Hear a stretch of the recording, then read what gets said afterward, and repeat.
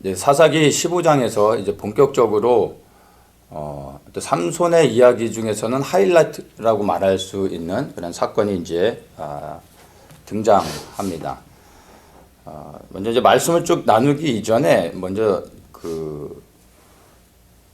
이제 언급하고 싶은 게 14절에 보면은 우리가 이제 삼손하면 가장 먼저 떠오르는 장면 중에 하나가 아마 나귀 턱뼈로 1000명의 블레셋군을 죽인 이 사건일 겁니다. 이것이 이제 15장에 등장하는데 이것에 대해서 먼저 좀 언급을 한 다음에 그 다음에 우리 본문에 대한 내용들을 좀 자세히 보도록 하겠습니다. 14절에 보면 이제 삼손이 그 1000명의 사람들 그 블레셋군과 싸우기 이전에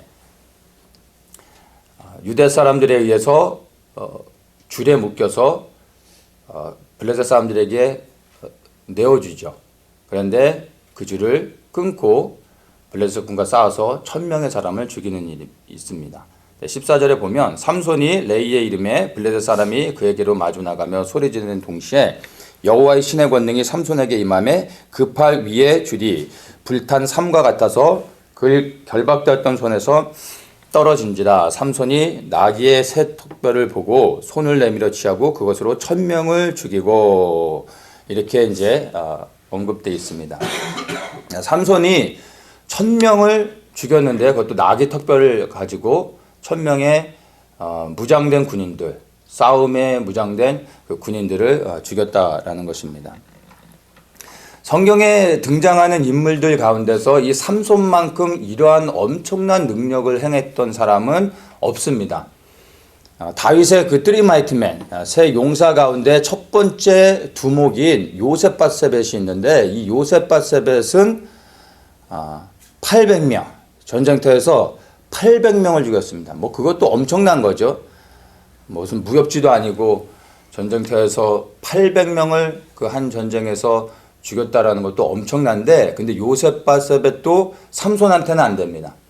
삼손은 무기도 없이 나귀 턱뼈로 그것도 블레셋 전쟁에 훈련된 군사들을 상대로 해서 1000명의 사람을 죽였다는 겁니다. 그래서 성경에 기록된 인물 중에서 가장 능력을 행한 사람이 삼손이라고 말할 수가 있습니다. 근데 이러한 삼손의 그 능력이 어떻게 임했는지를 우리가 잘 봐야 됩니다.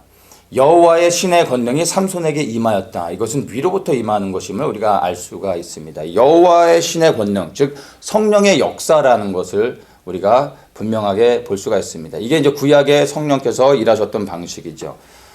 위로부터 임하는 능력을 받고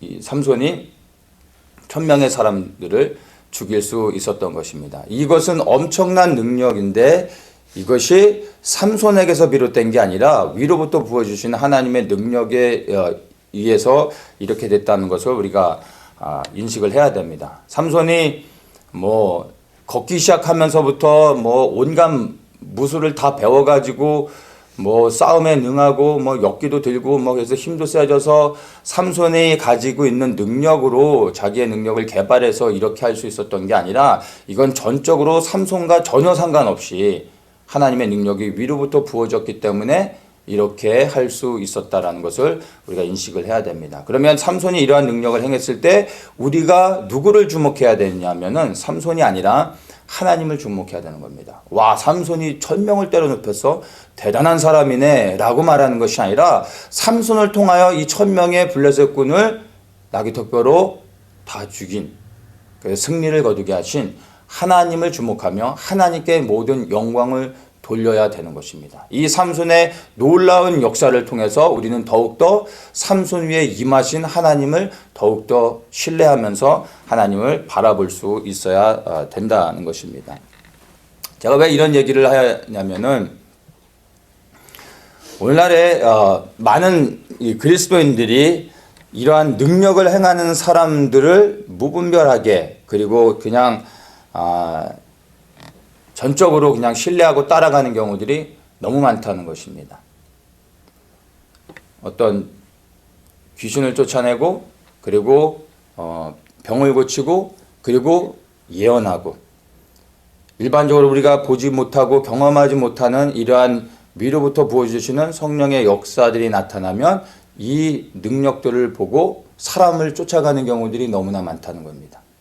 오늘날에도 여전히 그렇게 이 능력을 쫓아가는 사람들을 많이 보게 됩니다. 그런데 그것을 보면 가만히 그런 사람들 주목해 보면 많은 경우 나중에는 실족하고 넘어지고 그 쫓아갔던 사람들과 함께 같이 무너지는 경우들을 너무나 많이 봅니다. 우리가 쫓아가야 되는 것은 능력이 아니라 하나님의 말씀입니다. 그러니까 능력은 쫓아가는 것이 아니라 능력은 우리가 하나님의 영광을 위해 행해야 되는 것입니다. 우리가 쫓아가야 되는 것은 말씀이죠. 근데 말씀을 쫓아가야 된다는 것도 잘 이해를 해야 됩니다. 우리가 말씀을 스스로 쫓아갈 수가 없죠. 우리 스스로 말씀을 해석하고 그 말씀을 바로 알고 그 말씀이 말하고 있는 것 가운데 순종하여 그 말씀대로 살아갈 수 없습니다. 말씀을 기록하신 성령 하나님께서 친히 우리 가운데 임하셔서 그 말씀을 해석해 줄 때 비로소 우리가 그 말씀을 따라가는 겁니다. 이게 말씀을 따라 순종하며 살아가는 삶입니다. 그러니까 결국엔 말씀을 따라가야 된다는 것은 곧 말씀을 기록하신 성령 하나님을 따라가야 된다는 것으로 이해를 하면 되는 거죠.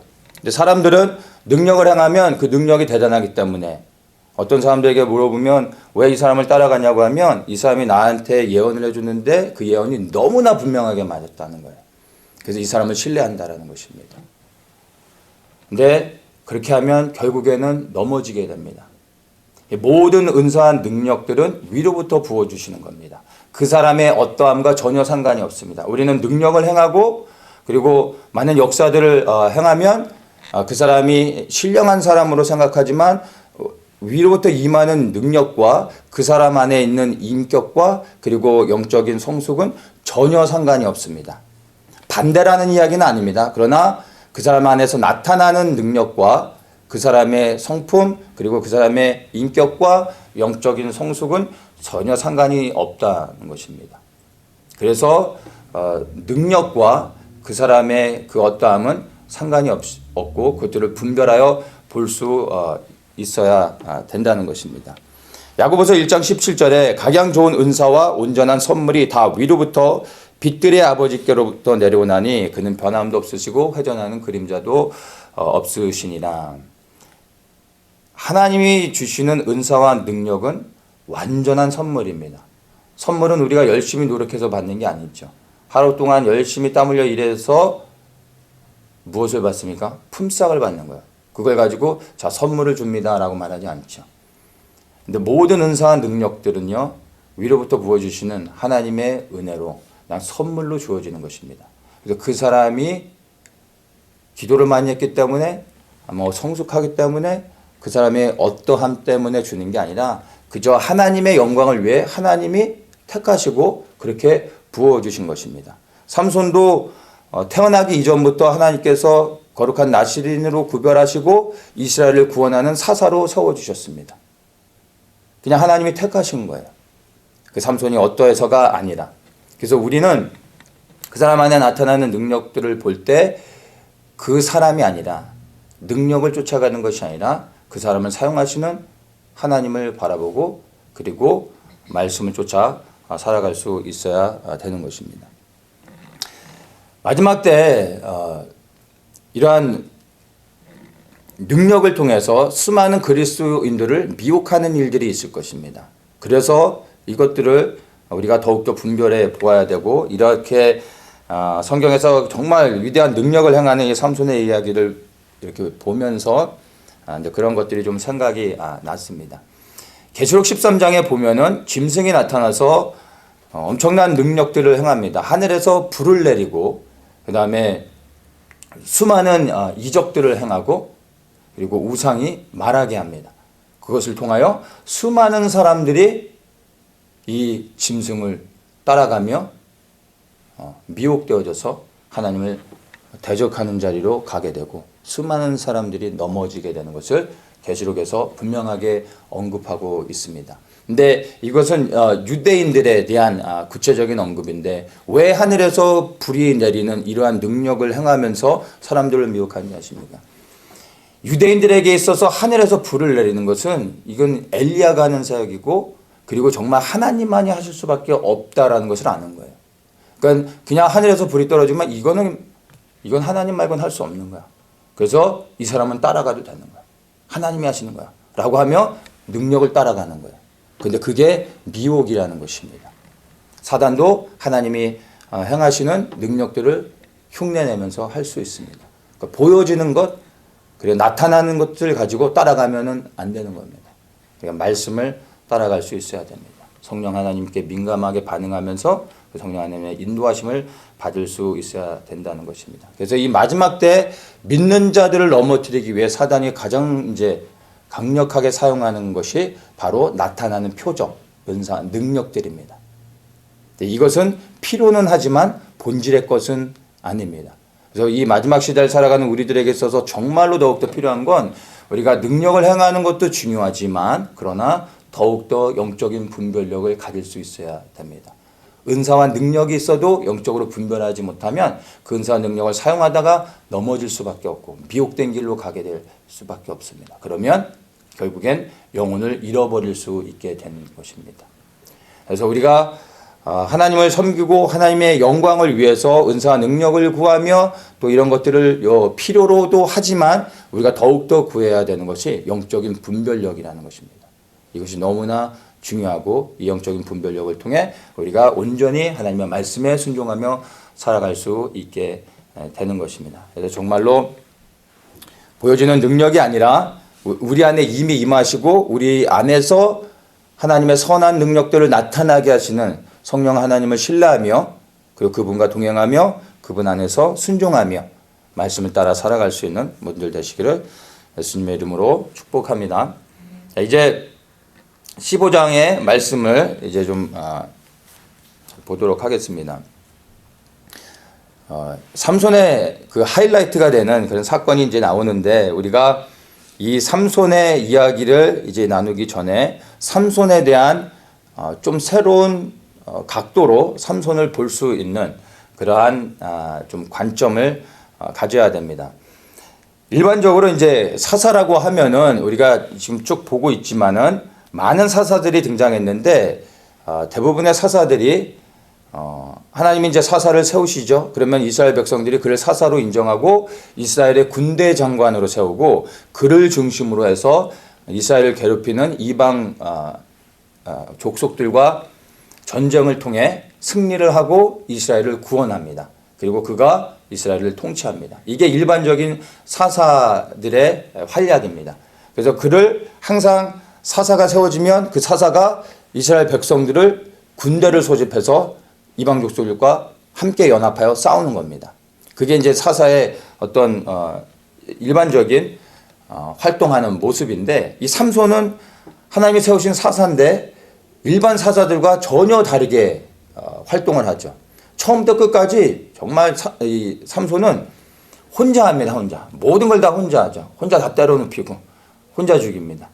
근데 가만 보면 삼손은 또 이 사사들은 또 하나님의 그 부르심을 받아서 이스라엘을 구원하기 위해 정말 이렇게 이방인들과 전쟁하고 막 이런 것들을 하는데 삼손은 가만히 보면은 그런 게 아니라 이게 뭐 지극히 사적인 문제 때문에 블레셋과 싸워요.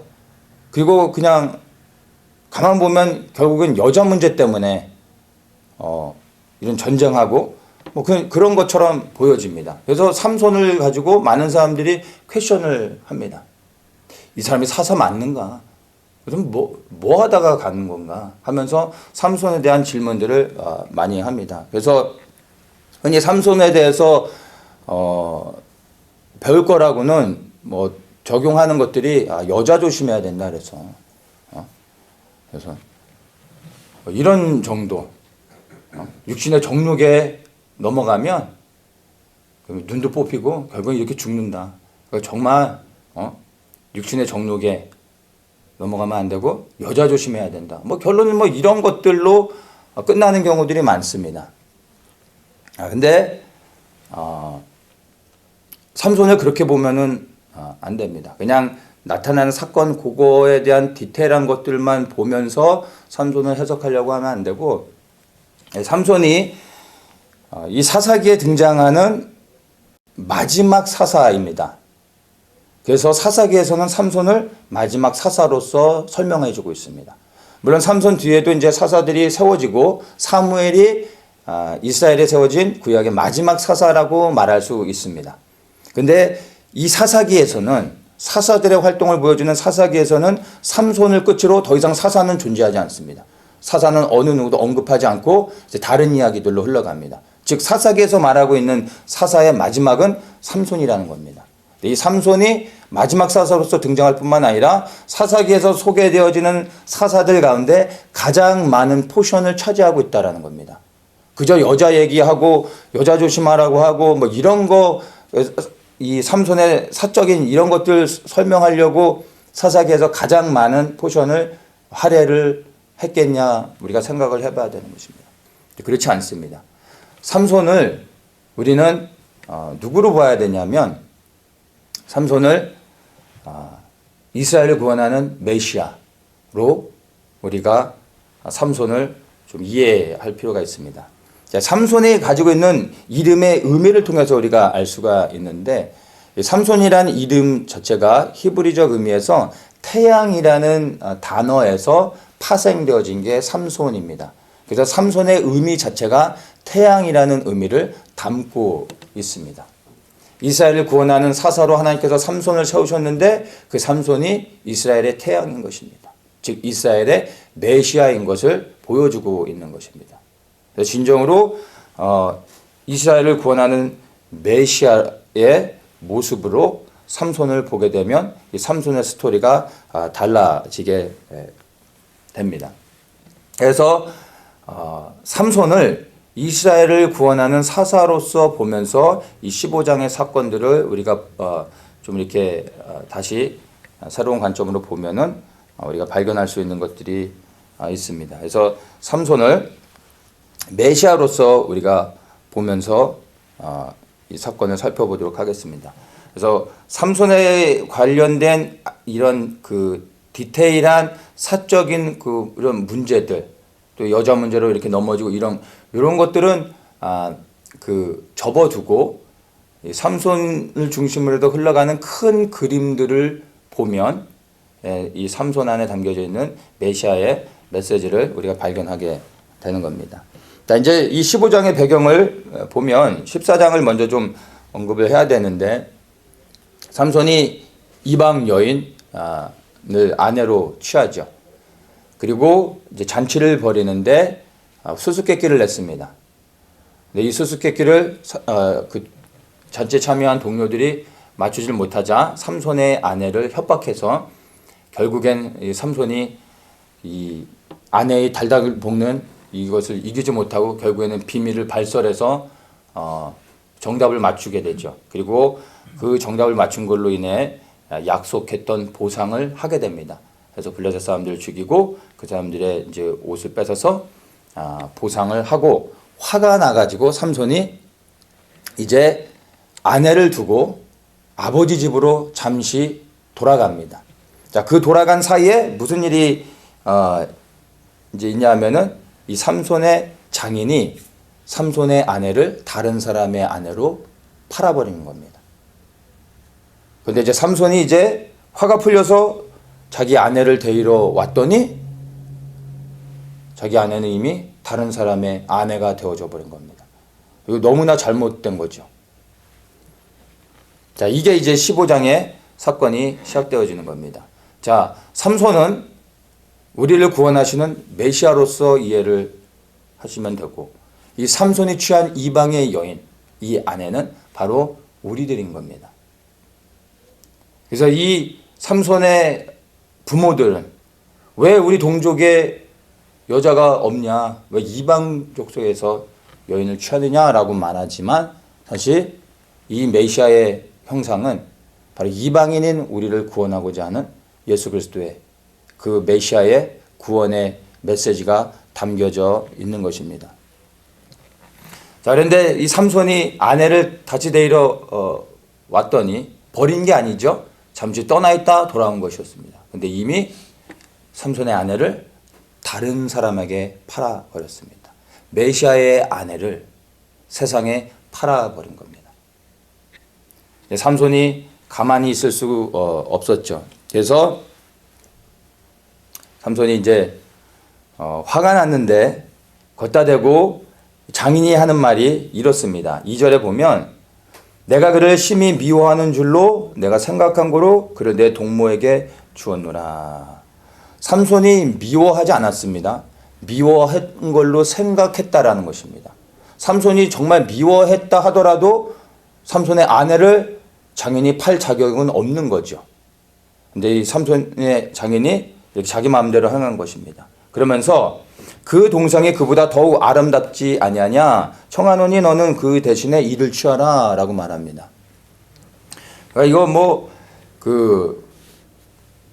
이런 걸 가지고 이제 콩가루 집안이라고 하는 거죠. 이 삼손의 아내를 판 것도 잘못인데 이제는 그 동생이 더 아름다우니까 이 동생을 가져라 라고 말하는 겁니다. 삼손이 정말로 그냥 육의 눈으로 그냥 겉에 외모가 좋아서 그냥 아름다운 여인을 취했던 거라면 삼손이 아마 그래요? 동생이 더 아름답긴 하네요. 손해볼 거 없으니까 이 아내를 취할 수도 있었을지 모릅니다. 근데 삼손이 이 아내를 취했던 것은 단순히 눈에 보기 좋은 그 외적인 아름다움 때문에 취했던 게 아닌 겁니다. 그래서 삼손이 이것을 거절하는 것을 볼 수 있습니다. 여기서 그 장인이 이 동생이 더 아름답지 아니하냐라고 말할 때 이 아름답다라고 썼던 단어가 토브라는 단어인데 이 토브라는 단어가 창세기에서 처음 쓰여집니다. 하나님께서 세상을 창조하신 다음에 보시기에 심히 좋았더라라고 말할 때 토브라는 단어를 사용하십니다. 그래서 아름다운 것, 보기 좋은 것 이것이 다 토브라는 단어의 의미입니다. 근데 이 토브라는 단어의 의미 안에 포함되어 있는 또 다른 의미들이 뭐냐면 번영, 축복, 부유함, 그리고 행복 이런 것들입니다. 그러니까 하나님께서 세상을 창조하시고 보기 좋았다라고 말씀하셨을 때 이것은 하나님이 아담에게 주시는 축복들이었죠. 세상의 모든 창조하시고 그 모든 것을 아담에게 맡기고 또 아담이 그 모든 것들을 누리게 하셨던 것입니다. 그래서 심히 좋다라고 말씀하셨는데 이것은 영적인 것들이 아니라 눈에 보여지는 그 번영들, 축복들, 행복을 하나님이 창조하신 아담에게 주기 원하셨던 겁니다. 그래서 우리는 이 토부를 누릴 수 있어야 되는데 이 토부를 어떻게 누리냐면 여호와 하나님 안에 거할 때 진정으로 이 토부를 우리가 누릴 수 있게 되는 겁니다. 그리고 그 하나님 안에서 이 토부를 우리가 누리기를 원하십니다.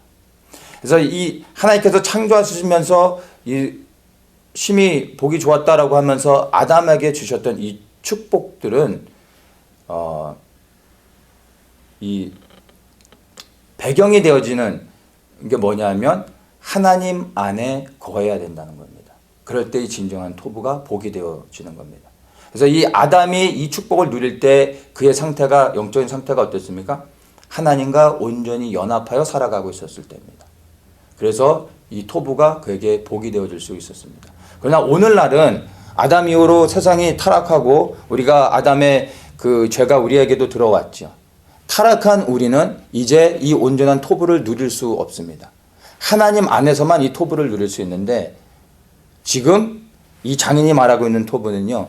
타락한 인간들, 하나님을 이미 떠나 불법을 행하며 범죄하는 죄인인 상태에서 이 토부를 누리게 하는 겁니다. 근데 이것은 사실은 우리로 하여금 넘어지게 하는 겁니다.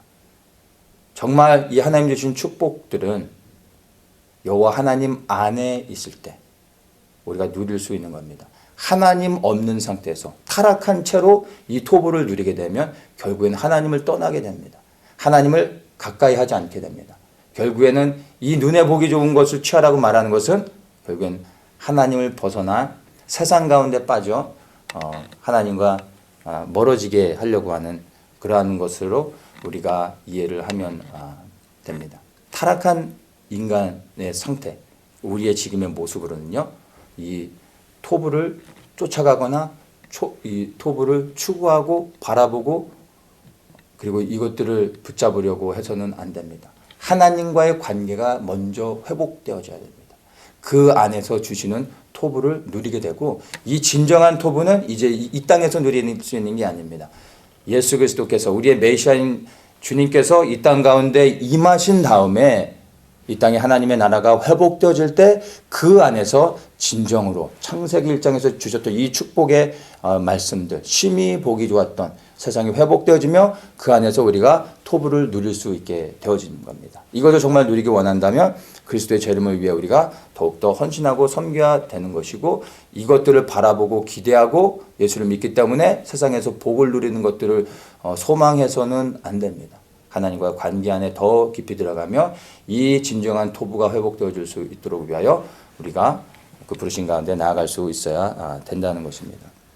그래서 이 장인이 말하고 있는 이 더 아름다운 동생을 취하라고 말했던 것은 사실은 삼손에 대한 미혹이었던 것을 우리가 반드시 알고, 이러한 미혹이 우리 가운데도 늘 있음을 기억하면서 우리는 보여지는 것을 추구하고 붙잡으려고 하지 말고 하나님과의 관계 안에서 온전해지는 것들을 더욱더 바라고 또한 기도해야 되는 것입니다. 자, 이제 삼손이 이것으로 인하여 이제 화가 나서 이제 블레셋 사람들에 대하여 보복을 합니다. 그래서 여우의 꼬리에다 이제 횃불을 붙여가지고 블레셋 사람들의 밭을 다 태우죠. 자, 그렇게 했더니 이 블레셋 사람들의 그 반응이 뭐였냐면, 삼손의 장인과 삼손의 아내를 불에 태워 죽이는 일이 있게 됩니다. 이것은 정말 악한 일이죠. 이 사건으로 인해 이제 삼손이 블레셋 군과 싸움을 하게 되는데, 이 삼손이 자신의 아내가 불에 타 죽었다는 것을 알고 삼손이 복수를 하게 되죠. 그래서 7절에 보면은 내가 너희에게 원수를 갚은 후에야 말리라, 원수를 갚기 전까지는 내가 멈추지 않겠다, 이렇게 말하는 거죠. 그리고 블레셋 사람들을 크게 도륙했다라고 말합니다. 삼손은 자신의 개인의 원한을 갚은 것처럼 여기에서는 보여지고 지극히 사적인 문제로 보여지지만, 이 삼손이 우리가 메시아로 볼 때 바로 우리를 위하여 메시아께서 하나님의 대적을 심판하시는 것으로 이해를 할 수가 있는 것입니다. 자, 이 사건으로 인해서 진짜로 이제 블레셋이 군대를 조직해가지고 이제 이스라엘 유다 사람들을 공격하려고 이제 넘어옵니다. 그래서 더 큰 전쟁이 이제 일어나게 되는 것입니다. 블레셋 사람들이 완전히 군대를 소집해가지고 이제 10절에 보면은 9절에 보면 이에 블레셋 사람이 올라와서 유다의 진을 치고 레이의 편만한지라 엄청나게 많은 군대가 유다와 싸우기 위해서 몰려왔습니다. 이것을 보고 유다 사람들이 놀래가지고 블레셋 사람들을 만나서 이야기합니다. 너희가 어찌하여 올라와서 우리를 치느냐? 그랬더니 그들이 우리가 올라오기는 삼손을 결박하여 그가 우리에게 행한 대로 그에게 행하려 함이라, 이렇게 말합니다. 그래서 이 유다 사람들이 그들과 싸우러 온 블레셋 사람들과 타협을 하게 됩니다. 그들과 맞서 싸우려고 하지 않고 그들이 원하는 삼손을 그들에게 내어주기 위해서 삼손을 찾아갑니다. 11절에 보면 3,000명이나 되는 사람들이 삼손을 만나러 갑니다. 삼손한테 가는데 왜 3,000명이나 갔겠습니까? 여차하면 싸움이 일어날 수도 있으니까 삼손을 붙잡기 위해서 3,000명이 간 겁니다. 그리고 삼손을 붙잡아서 이스라엘의 대적인 블레셋 사람들에게 삼손을 내어줍니다. 이 삼손이 붙잡혀 가는 것을 우리는 잘 생각해야 됩니다. 우리는 흔히 그냥 삼손이 묶여서 블레셋 사람들에게 잡혀가다가 그들과 싸웠구나라고 생각하지만 여러분 붙잡혀가는 삼손에 주목하지 마시고 그를 붙잡아서 블레셋군에게 내어주는 유다 백성들, 삼손의 형제들, 그들의 사사를 잡아서 대적에게 내어주는 이 이스라엘 백성들을 주목해야 됩니다. 이것이 얼마나 악한 행위인지, 그리고 삼손이 이렇게 다른 사람도 아닌 자기들의 형제들에게 묶여서 블레셋 사람들에게 넘겨지는 것을 당할 때 삼손의 마음이 어떠했겠습니까? 유다 백성들은 사실은 삼손을 사사로서 세우고 그리고 삼손을 중심으로 해서 그들의 대적과 싸움을 했어야 되는 겁니다. 그렇게 하지 않았습니다. 이스라엘 백성들이 잘못한 것들이 있습니다. 첫째는 이들이 하나님의 대적 블레셋과 싸우려고 하지 않고 이들과 화평하려고 하였다는 것입니다. 이것은 하나님에 대한 배도입니다.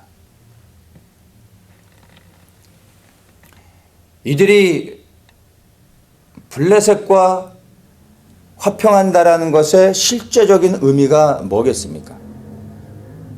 정말로 이스라엘 백성과 블레셋이 평화롭게 지낼 수 있습니까? 이들이 원했던 화평은 진정한 평화가 아니라 비굴한 생명을 보존하기 위한 그러한 거짓된 평화였습니다. 블레셋의 노예가 되어져서 그들에게 조공을 바치며 그들이 하라는 대로 시키는 대로 하면서 생명을 보존하면서 그저 그렇게 살아가는 것.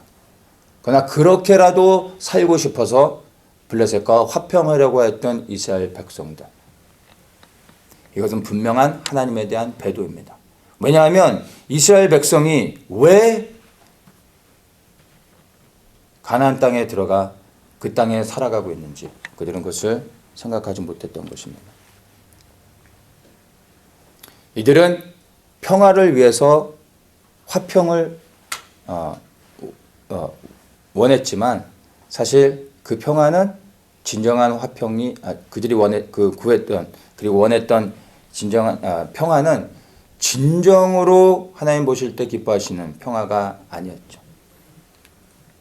그들이 눈에 보여지는 그 평화를 위해서 전쟁을 포기해 버렸습니다.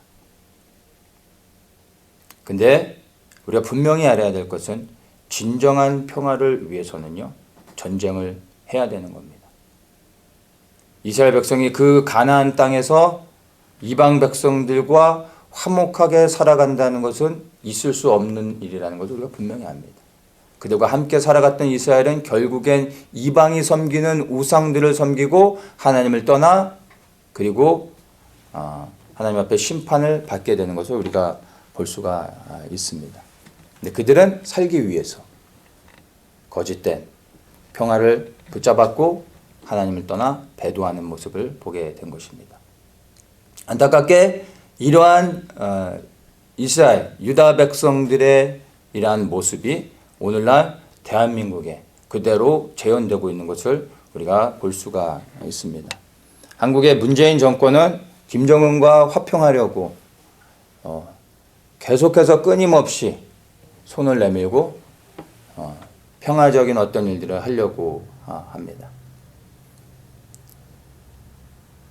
자유민주주의와 공산주의가 절대로 악수하고 평화할 수 없다라는 것을 너무나 분명하게 알 수 있음에도 불구하고 북한과 함께 평화롭게 살고 함께 공존하고 그리고 함께 경제 번영을 이룰 수 있다라고 국민들을 속이고 있습니다.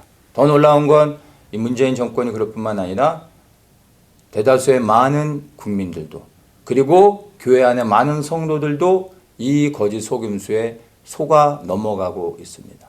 근데 이것은 단순히 속고 미혹되는 게 아니라 이것은 사실은 하나님에 대한 배도인 것입니다.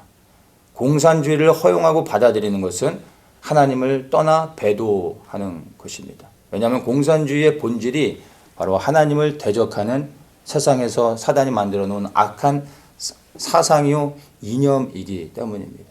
정말 하나님을 온전히 섬긴다면 공산주의를 받아들일 수 없습니다.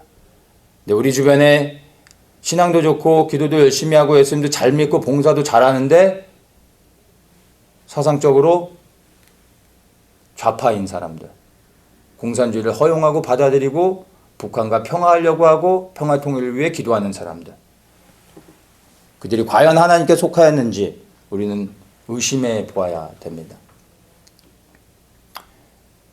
종교개혁 시대에도 우리가 그렇게 존경하는 수많은 종교개혁가들, 이름만 대면 아는 유명한 신학자들이 종교개혁을 이루면서 그러면서도 이들이 범했던 죄가 바로 유대인들을 핍박하고 이스라엘을 저주했던 것입니다.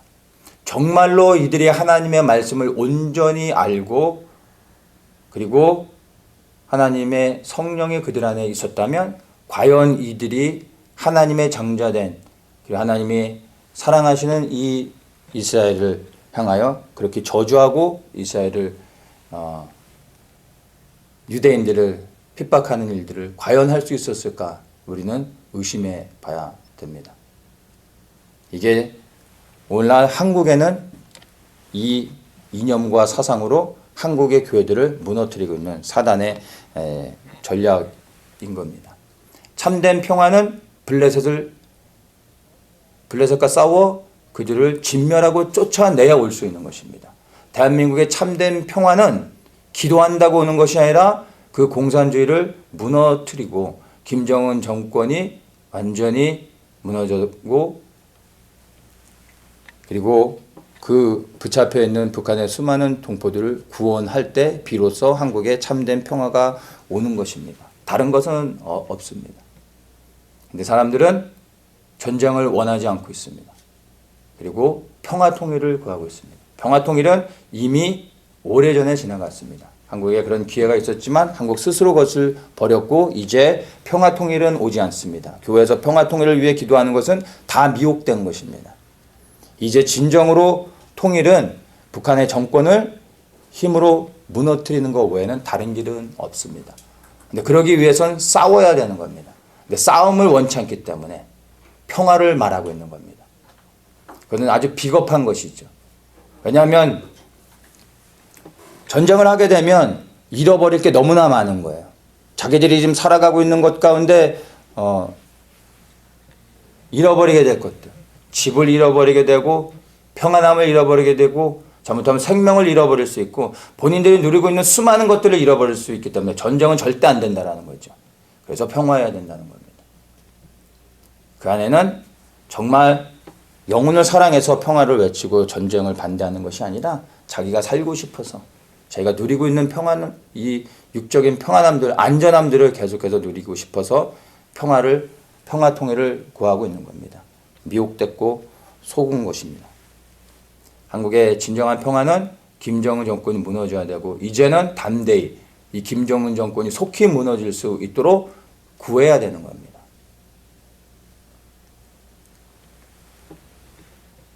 지금 한국의 교회의 모습이 바로 하나님을 떠나 헛된 것들을 구하고 하나님의 뜻에 벗어나 배도하고 있는 모습들을 우리는 너무나 분명하게 볼 수가 있습니다. 자, 두 번째, 이스라엘 백성들이 잘못한 것 가운데 두 번째가 삼손을 블레셋에 잡아다 넘겨준 것은 그것은 그들의 메시아, 삼손은 그들의 사사였죠. 그들의 메시아를 버린 것입니다.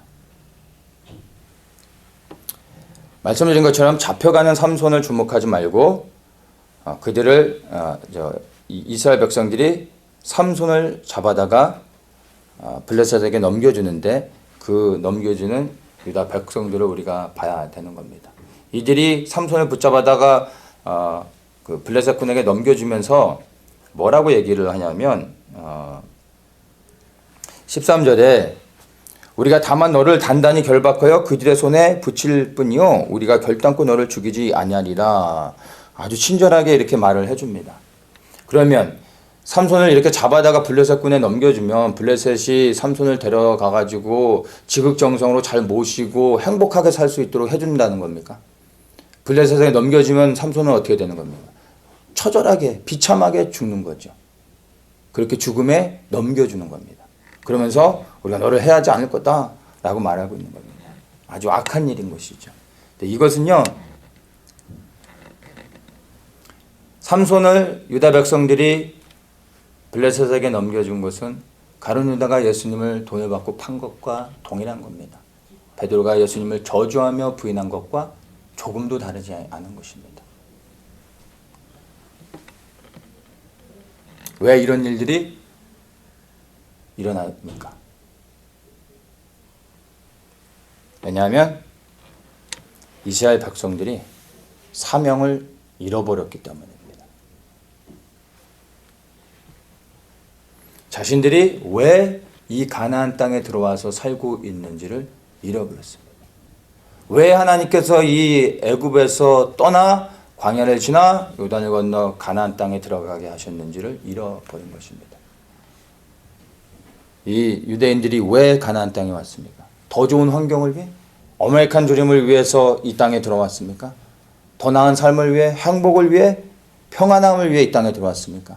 아니죠. 그 땅에 만연한 죄악들, 하나님을 대적하여 높아진 세상의 권세들을 하나님의 이름으로 심판하고 그 땅 가운데 하나님의 나라를 세워 하나님의 영광이 그 하나님이 세우신 이스라엘의 나라 위에 임하여 그들을 통하여 온 열방을 구원케 하기 위한 것이었습니다.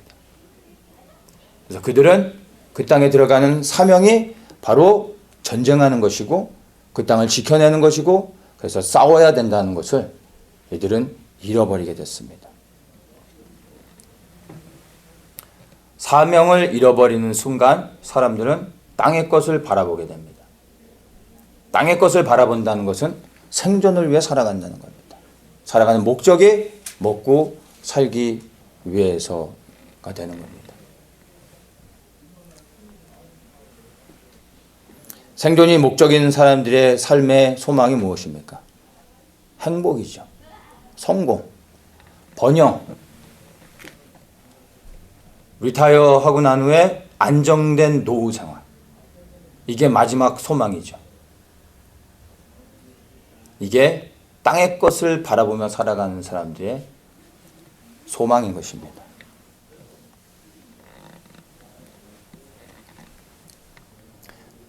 생존이 목적이 되어져 버린 사람은 전쟁하지 않습니다. 왜냐하면 살아야 되니까. 살 수만 있다면 비굴한 방법이라도 생명을 구걸합니다. 그것을 위해 사명을 내려놓죠. 그리고 주님도 버릴 수 있는 겁니다. 그러나 정말 이 하나님의 부르심의 사명을 잊지 않고 그 부르심 가운데 순종하며 살아가는 사람은 전쟁을 피할 수가 없음을 압니다. 전쟁할 수밖에 없음을 받아들이죠. 그래서 이 사명을 따라 살아가는 사람들은요, 날마다 끊임없이 전쟁을 합니다. 때로는 지더라도, 날마다 지더라도 이 전쟁을 포기하지 않습니다. 언젠가는 하나님의 은혜 가운데 하나님이 승리하게 해주실 것을 믿고 여전히 끊임없이 전쟁을 할 수밖에 없습니다. 어떤 전쟁을 합니까? 내 자아와의 전쟁을 하게 되는 겁니다. 끊임없이 내 자아 안에서 나오는 내 육신의 정욕들, 안목의 정욕들, 이생의 자랑들, 이것들과 끊임없이 싸웁니다. 이것들과 싸우지 않고서는 사명을 감당할 수 없기 때문입니다. 세상의 헛된 소망들, 나를 사로잡으려고 하는 거짓된 것들과 끊임없이 싸우게 되어집니다. 세상에 하나님을 대적하는 높아진 이론과 철학들, 사상들, 이런 것들과도 끊임없이 싸울 수밖에 없게 되는 겁니다.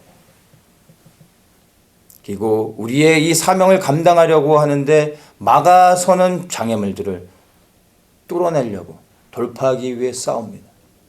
그리고 우리를 넘어뜨리려고 하는 사단의 그 모든 계략과 이 대적들과 끊임없는 싸움을 할 수밖에 없게 됩니다. 날마다가 영적인 전쟁을 할 수밖에 없게 됩니다. 이것은 우리가 이 땅에서 육신을 벗는 그 순간까지 결탄코 이 싸움은, 이 전쟁은 멈춰지지 않는다는 것을 사명을 받아 살아가는 사람들은 분명히 압니다. 이 사명을 놓쳐버리는 순간 전쟁을 포기해버립니다. 왜냐하면 살아야 되기 때문입니다. 오늘 많은 그리스도인들이 예수를 믿고 있으면서도 싸울 줄을 모릅니다. 싸움을 원치 않습니다. 너무나 약해졌습니다. 싸움은 나쁜 것으로 생각하죠. 좋은 게 좋은 거니까 화평하게 지내고 행복하고 서로 그냥 축복해주면 되는 걸로 생각합니다. 그런데 그렇지 않습니다. 이 땅의 모든 그리스도인들은 전쟁을 위해서 부름을 받았습니다. 이스라엘 백성들을 출애굽시킬 때 그들은 하나님께서 군대로 부르셨습니다. 여호와의 군대라고 그들을 불러주셨습니다. 싸워야 된다라는 겁니다. 그리고 그들은 끊임없이 싸움하였습니다. 그들이 싸움을 멈추기로 하는 순간 그들은 넘어지고 하나님을 버렸다라는 것을 기억해야 됩니다. 싸움을 멈춘 자들이 이제 교회 안에서 무엇을 찾습니까? 새로운 지식들을 찾기 시작하죠. 은혜로운 예배를 원합니다. 그리고 싸움 대신 예배에 목숨을 걸라 예배를 위해 싸우라고 말하죠. 맞는 것 같은데 사실은 틀린 겁니다. 뜨겁게 예배드려서 그 다음에는요. 오늘날의 예배가 얼마나 잘 돼 있습니까? 아주 처음부터 끝까지 그냥 시나리오에 맞춰서 화려한 무대에서 전문적으로 훈련된 싱어들로 잘 짜여진 각본대로 얼마나 아름다운 예배를 드립니까? 그런 은혜스러운 예배가 부족해서 오늘날 교회가 힘을 잃었습니까? 예배를 뜨겁게 드리고 감동을 받고 은혜를 받으면 무슨 소용이 있습니까? 그 다음에 나가서 정작 우리의 삶의 터전에서 하나님의 부르심을 따라 싸워야 될 때 싸우지 않고 숨어버리는데 예배에 목숨을 건들 무슨 소용이 있겠습니까? 오늘날 싸움을 포기한 자들은 이제 자신의 치유를 구합니다. 내가 회복되어야 된다는 거죠. 나의 평안함을 구하고 내가 보호되어지는 것을 구합니다. 그리스도를 위하여 싸울 생각은 하지 않고 그리스도 안에 있는 복된 축복들만을 누리기 원하는 사람들. 이게 오늘날의 교회의 모습입니다. 이사야 43장에서 말합니다. 이 백성은 내가 나를 위하여 지었나니 나의 찬송을 부르게 하려 함이니라. 우리를 찬송하게 하기 위해서 지으셨는데 그것은 교회에서 찬양하면은 그게 하나님의 부르심의 창조의 목적에 맞는 삶입니까? 여기서 이 하나님을 찬송케 하려고 한다는 말이 그냥 예배 가운데서 하나님만 높이고 찬양을 1시간씩 하면은 그게 하나님이 기뻐하시는 겁니까? 하나님의 아들이 나타나신 것은 마귀의 일을 멸하려 하심이라 말씀하고 있습니다. 마귀의 일을 멸하는 것. 우리를 구원하신 예수 그리스도께 순종하며 그 예수 그리스도의 부르심을 따라 사명을 감당하는 것이 마귀의 일을 멸하는 것입니다. 그리하여 우리가 마귀의 일을 멸하고 승리할 때 그 승리를 하나님께 올려드리는 게 그분을 향하여 경배와 찬양을 올려드리며 하나님이 가장 기뻐하시는 겁니다. 결국 우리는 전쟁의 승리를 가지고 하나님께 올려드리는 겁니다. 그게 진정한 예배고 그게 하나님이 받으시는 찬양인 것입니다. 전쟁에 나가서 승리는 하지 않고 싸워서 이겨서 그 승리를 올려드리진 않고 집안에서 혼자 나팔을 부고 있는 겁니다. 그리고 하나님이 기뻐하실 거라고 생각하고 있는 것이죠. 그렇지 않다는 것입니다. 사명을 감당하는 것은 그리스도께서 이 땅에 오셔서 마귀의 일을 면하셨던 것처럼 우리가 이제 그리스도의 편에 서서 이 땅에 사단의 왕국의 권세와 싸우며 하나님의 나라가 이 땅에 실제로 이루어질 수 있도록 전쟁해야 된다는 것을 기억하셔야 됩니다. 그래서 이 사명을 받은 자들은요, 전쟁터로 가지만 사명을 잃어버린 사람들은 피난처로 가게 될 수밖에 없는 겁니다. 내가 정말 사명을 감당하며 부르심의 자리에 서서 순종하며 살아가고 있는지를 여러분 확인하고 싶으면 나는 지금 전쟁하고 있는가 아니면 평화롭게 있는가 피난처에 있는가 여러분의 삶을 여러분이 확인해 보실 수가 있습니다. 오늘 여러분이 무장되어져서 전쟁하고 있지 않다면 여러분은 사명을 잃어버린 그래야 평안함을 찾고 안전함을 찾고 있는 피난처 안에 머물길 원하는 유약한 그리스도인들일지도 모릅니다.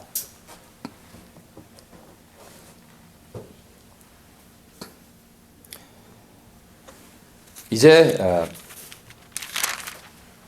삼손이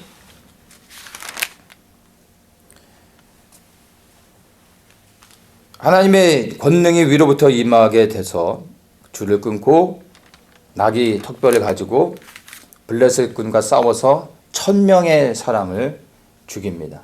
엄청난 승리를 거두게 됩니다. 아마 이건 놀라운 승리고 이건 정말 하나님만이 하실 수 있는 겁니다. 이 삼손의 이 행한 위대한 승리는 정말 하나님의 승리이고 하나님께 모든 영광을 돌려야 되는 것입니다. 자, 삼손이 이렇게 위대한 승리를 하고 이스라엘을 유대 백성들을 블레셋의 손에서 구원했습니다.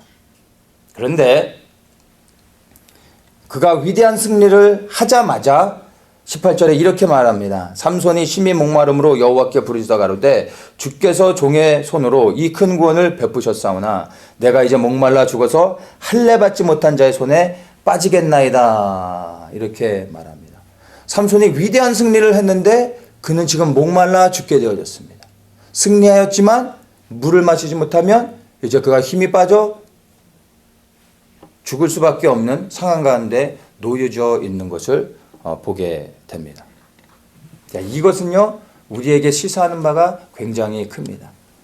여기서 이 삼손이 목말라 했던 것은 이 목마름은 어떤 목마름입니까? 영적인 갈급함입니다. 이것을 잘 기억해야 됩니다. 우리가 주님을 섬기면서 승리했다 할지라도 그리고 사역을 정말로 우리가 성공적으로 잘 했다 할지라도 여러분 그것과 우리의 영적인 목마름은 전혀 상관이 없습니다. 우리가 승리하고 성공적으로 모든 일을 잘 감당했다 할지라도 우리의 영적인 목마름이 찾아오게 됩니다. 승리했기 때문에 우리의 목마름이 채워지는 게 아닙니다. 승리했지만 우리의 목마름은 더욱더 갈급해지는 겁니다. 근데 이 목마름을 채우지 못하면 결국 우리는 승리했음에도 불구하고 죽을 수밖에 없다는 것을 여러분 기억해야 됩니다. 승리함으로 우리가 살 수 있는 것이 아니라 목마름을 채움으로 우리가 살 수 있다는 것을 여러분 기억하셔야 됩니다. 이 목마름을 해결할 수 있는 유일한 길이 무엇입니까? 물을 마시는 겁니다. 근데 그 물이 무엇입니까? 생수의 근원 대신 예수 그리스도를 마시는 것이 우리의 영적인 목마름을 채울 수 있는 유일한 길이요 우리가 살 수 있는 길인 것입니다. 주님께서도 사역을 마치시고 나면 수많은 사람들이 예수님을 따라오지만 반드시 사람들을 보내고 제자들도 보내고 홀로 한적한 곳에 가셔서 기도하셨습니다. 하나님이신 예수님조차도 승리 후에 제자들과 모여서 축배를 들면서 즐기고 쉬셨던 것이 아니라 다 보내놓고 홀로 하나님을 만나러 가는 겁니다. 그분에게도 승리하셨음에도 불구하고 사역을 성공적으로 했음에도 불구하고 예수님은 그 안에 목마름이 있으셨습니다. 그 목마름은 하나님을 찾는 것이었어요. 그래서 그분은 승리한 후에 쉬시는 것이 아니라 오히려 하나님을 만나러 아무도 없는 곳으로 가셔서 기도하며 하나님으로 목마름을 채우셨던 것입니다. 예수님이신 예수님조차도 이렇게 하셨다면 우리는 어떻게 해야 되겠습니까? 승리가 우리를 살게 해주는 게 아닙니다. 성공적인 사역이 우리로 하여금 넘어지지 않고 세워주는 게 결코 아닙니다. 우리가 살 수 있는 유일한 길은 우리의 생수의 근원 대신 그리스도를 마셔야 되는 겁니다. 그리스도 안에 거해야 되는 것입니다. 사람들은 예배를 마친 후에, 사역을 끝낸 후에, 모든 일이 다 성공적으로 다 잘 되었다라고 하고 즐거워한 후에 무장을 해제합니다. 그때는 하나님을 찾지 않습니다. 왜? 다 끝났다고 생각하니까. 이제 내가 쉬어야 된다고 생각합니다. 쉴 때는 예수님이 필요 없다고 생각을 하는 거예요.